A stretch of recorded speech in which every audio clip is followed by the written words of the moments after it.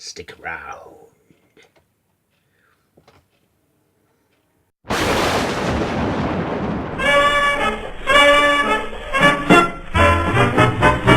don't care what the weatherman says when the weatherman says it's raining. You'll never hear me complaining. I'm certain the sun will shine. I don't care how the weather vane points when the weather vane points to gloomy. It's gotta be sunny to me when your eyes look into mine.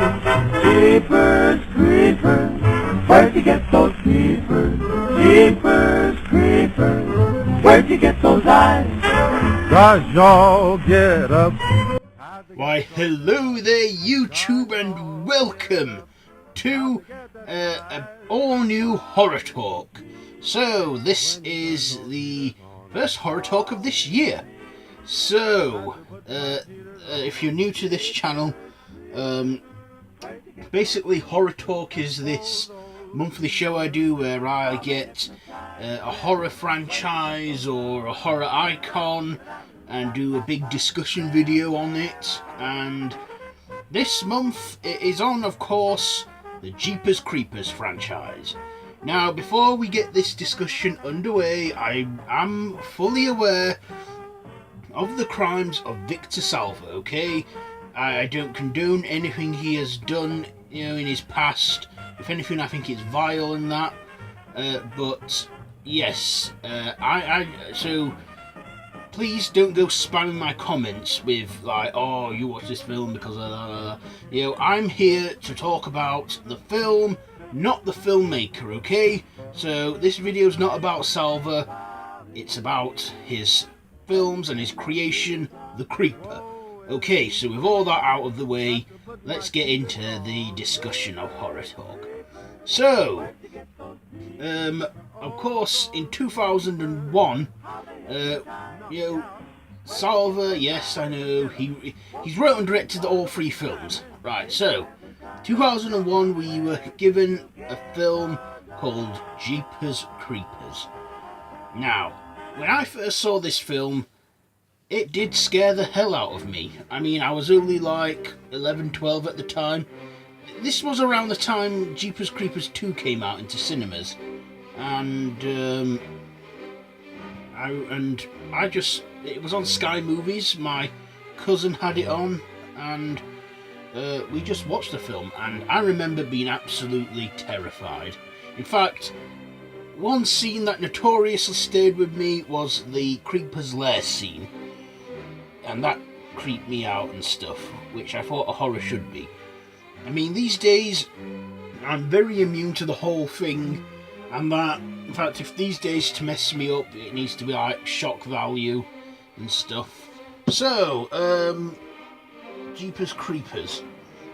So this film, it starts off as like a road drama of two siblings, Darry and Trish Jenner, played by Justin Long and Gina Phillips, just both driving home for spring break from college, and upon their road trip they're playing like a game where they're trying to make words out of the number plates, and they find one number plate on a truck excuse me, of an angry crazy driver in a truck, and on the number plate it says beating you, or if you say it in another way, it's be eating you. So yeah, it went from like that to like an angry driver and stuff, and then eventually they come across this guy again in his truck throwing what looks like blood-stained life-size rags, and of course that's when the film starts to take its dark, thrilling turn, where this is some crazy-ass driver in an abandoned church dumping bodies, well, body-sized things down pipes. And then, of course, in the film, Darry, his curiosity gets the better of him, and even his sister Trish, she's like telling him, remember the part where someone in a horror movie does something really stupid and everyone hates him for it? This is it. She's actually acknowledging a typical horror cliche there, which I did like. So yeah, he ends up looking down the pipe, but then he falls all the way down, and then next thing he makes the horrific discovery of the Creeper's lair, and that the whole basement of the church is decorated in dead human bodies, and they're all either like sewn together, and they look like mannequins. Now, for my 12-year-old self, I found this terrifying and horrifying to look at. In fact, a couple of times when I watched it, I had to hide my eyes because it was that terrifying for me. But as time's gone on, I've grown immune to it, as I've said, and I watch it and I'm alright now. So, yeah, we then go from that to like a psychological horror slasher, and then of course we discover that this man has supernatural abilities and stuff, and there's a scene where he cuts off a policeman's head who's escorting Darry and Trish, and then he like makes out of it and tongues it. Then we go to the next part of the film where they go to an old lady's house wanting to borrow a phone, but she don't have one. Next thing you know, that's when the monster film comes into it. So, the third act of the film, we get to see the face of this monster, and he is a demon. We don't know much about him. What we do know is that he resurfaces the earth every 23 years in the spring for 23 days to feed on human flesh. But we don't know what his species is, or demon or anything. We know he's like some sort of a demon, and of course he was known as the Creeper, a demonic entity that is, well, quite scary to look at when I first saw the film. But now I just look at the Creeper and I don't find him scary to look at or anything. The Creeper was played by series regular Jonathan Breck, who in my opinion doesn't get enough credit that he deserves, because he played the Creeper. He's played the Creeper in all 3 films, and I like how he brings the Creeper to life. I mean, his audition, when he was auditioning for the part, he just walked around sniffing and looking creepy and that, from what you'll have seen in the intro to this video. That's basically what he did. And I love how, just in prosthetics and that, he doesn't really need to do much. Doesn't even need any lines. So, where were we? The Creeper, there's a bit where they're running over him again and again to see if he'll stay dead, but then his wing pops out.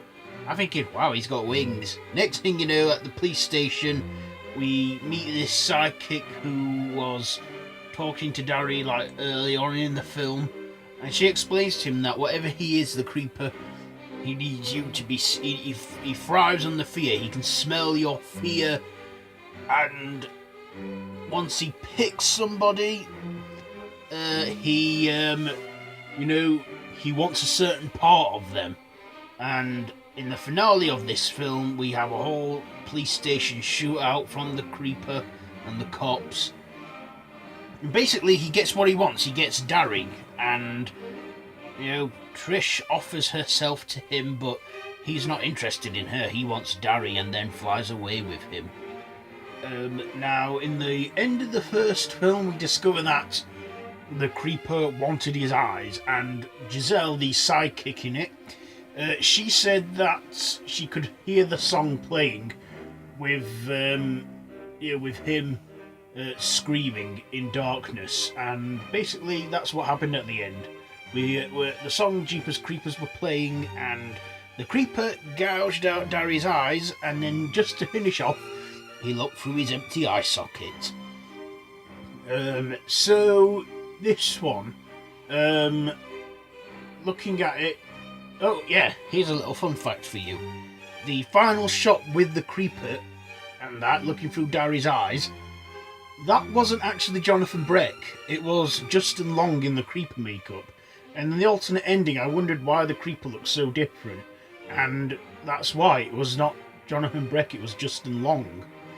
And I think the whole thing of that is they wanted it to look more convincing that the Creeper took out his eyes.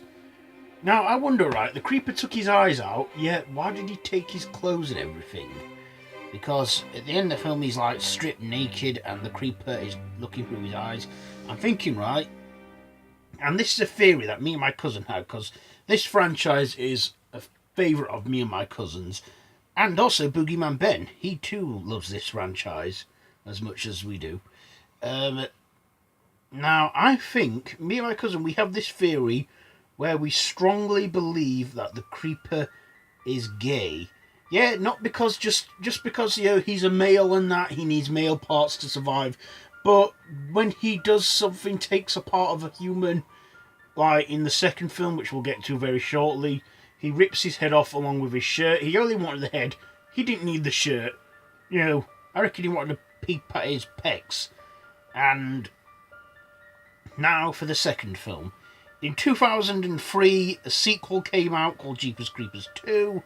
It had the return of Jonathan Breck as the Creeper, along with Justin Long as Darry's ghost, and we also had Ray Wise in this as well, with many other young teens in this, like jocks and that, on a school bus driving home from like an away game or something. And, well, let's just say, I always thought A Nightmare on Elm Street 2 had a lot of homoeroticism in it, but let's just say Jeepers Creepers 2 has given that a big run for its money. So the film in Jeepers Creepers 2, it opens where this kid called Billy gets taken by the Creeper, and his father, played by Ray Wise, goes out on a revenge mission to avenge his son and punish the Creeper. Now thinking, the Creeper, he's sort of indestructible and badass, yet excuse me, yet when he does get shot at the end of the second film, the knife actually does damage to him. Now I'm thinking, because it's a Creeper's knife, because he does drop his knife, is it his own weapons that can only harm him? Because he seems to have enchanting stuff on his weaponry and that, they're sired to him. And also in this film we see him use ninja stars almost, made out of human skin and sharpened bones. Also, there's a bit in the second film, he strands them in the middle of the road, so they're stranded, and the Creeper likes to have fun. This film takes off a couple days. If you can hear a noise, that is the computer. It's a couple days after the first film, on the Creeper's final days of his cycle, and then in the film where it's one location, they're on the school bus, that is on the Creeper's final hours, and basically he could tip over the school bus and use his strength, but he doesn't, and I think he basically likes to toy with them, make them scared of him and everything, and just cause chaos. There was a bit in the film where the Creeper dangling upside down on the school window, and they was going to the teens, you, sit, you, sit, you, sit. Then he points to the last kid and he's you, I'll take you first. In this film, in the side story, Billy's dad, I can't remember his name now, but he's played by Ray Wise. He builds a harpoon with the Creeper's knife on the tip, and he fires at the Creeper, and that actually punctures him. So I'm thinking, if guns and that don't kill him, what if it's one of his weapons and not mortal weapons that can harm him? Anyway, in the film, he runs out of time, and then next thing you know, for the next 23 years, he's nailed up in a barn and used as an attraction for passers-by. And the film Jeepers Creepers 2 ends where it's a few days before the Creeper awakes again. This time Ray Wise's character is an old man, and he's still on guard because he's not scared of this thing. And then, of course, that's when the film Jeepers Creepers 2 ends. And of course, with the success the first two films had, it wouldn't be long before people were expecting a second movie. Not a second movie, a third movie. And of course, did we get one 2 years later? No, we didn't. A lot of salvers past and everything, controversy. Like I said, I'm not going to get into that. Let's just say, of all that, the third film was, in limbo for a while. And it was quite a while before we got to see the third installment of this franchise. So, of course, we didn't get... Excuse me 1 second. So, yeah. You know, finally, after like 14 years off screen, fan-made trailers, people hoping and praying for a third film, we finally got one in 2017 in September. Released in cinemas for one night only. Was it worth the wait? No. I have to say, Jeepers Creepers 3 did not live up to expectations. Now, they never showed it for one night only in the cinemas in the UK, but I know in America they did, because Boogeyman Ben, you know, he's a good friend of mine on YouTube and that, he went to see it, and he loved it, and I liked it.